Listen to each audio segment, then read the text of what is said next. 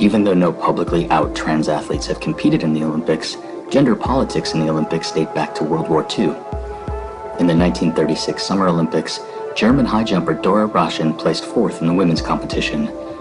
20 years later, Raschen revealed he was designated male at birth, and the Nazis had forced him to compete as a woman.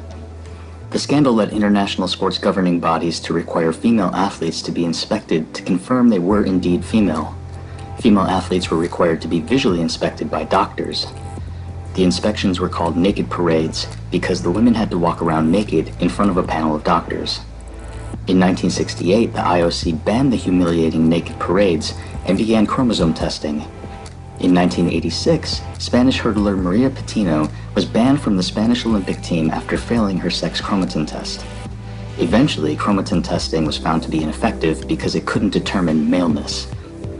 The IOC stopped mandatory sex testing unless they thought a female athlete looked suspicious.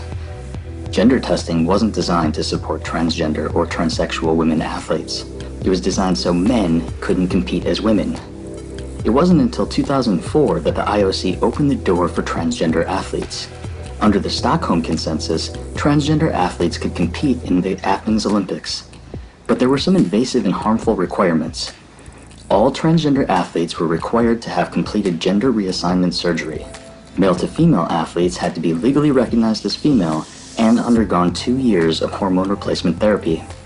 Female to male athletes were allowed to compete against cisgender men, but they had to file a form to cover their testosterone injections.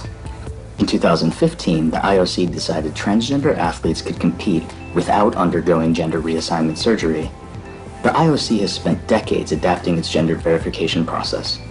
Trans athletes still face many hurdles, but the latest rulings are a big head start in this new world for elite trans athletes.